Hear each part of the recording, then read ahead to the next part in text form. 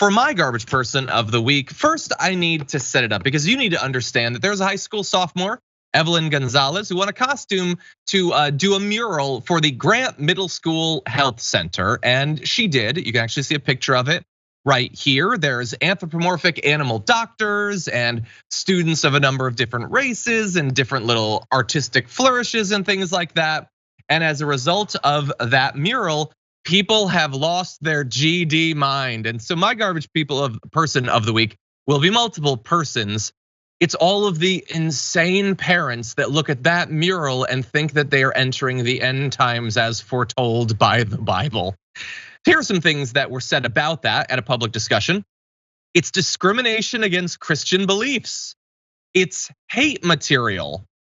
A woman called for more school counselors, saying, when adults pretend things that are like real life, it's a mental illness. We need counselors. We need medication that's going to help bipolar disorder. Fix their brains. And I think that woman is referencing the fact that there is a shirt that's clearly reminiscent of the trans flag there. And so their brains need to be fixed. We need drugs, not acceptance, not art that celebrates people and their culture and their identity. We need to fix their brains and their brain chemistry.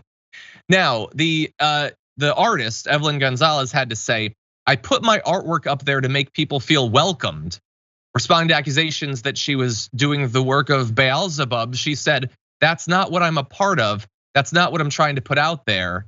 She said that there's a mask that looks like a demon. It's from a video game.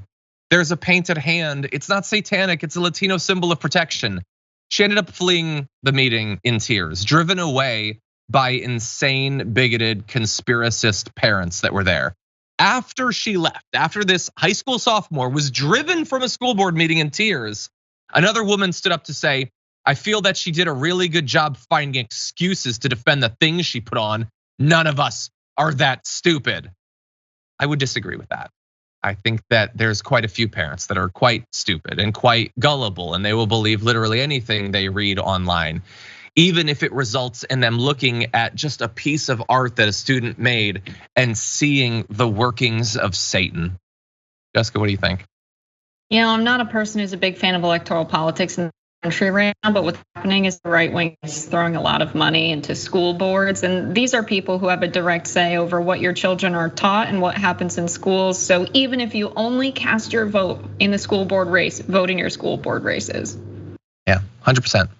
And if you're a parent who apparently has the time to be active in what's going on at schools, I don't know, maybe encourage people to read or raise money so that the schools will have more resources, or fight against bullying, or fight for more acceptance. Like, you have proven you have time and you have passion, but to put it in service of making people feel alienated and alone, just fighting a futile war against art itself.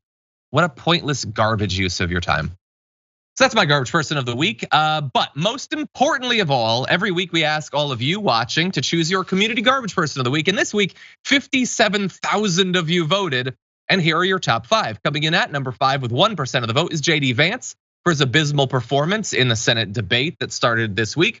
Coming in number 2 with 13% of the vote is Carrie Lake for refusing to say she'd accept her own election results. Coming in at number 3 with 15% of the vote is Donald Trump for saying Jewish people should appreciate him more. Number 2 at 24% of the vote is Marjorie Taylor Greene for claiming to be a victim of January 6th, or just, for being her. But the far and away winner, your community garbage person of the week at 48% of the vote, is the Florida dads for their road rage shooting of their own kids. 2 dads driving down the highway, shooting at each other's cars. They end up fine. Both their young daughters get shot. It's the perfect metaphor for America, and they're your garbage person of the week.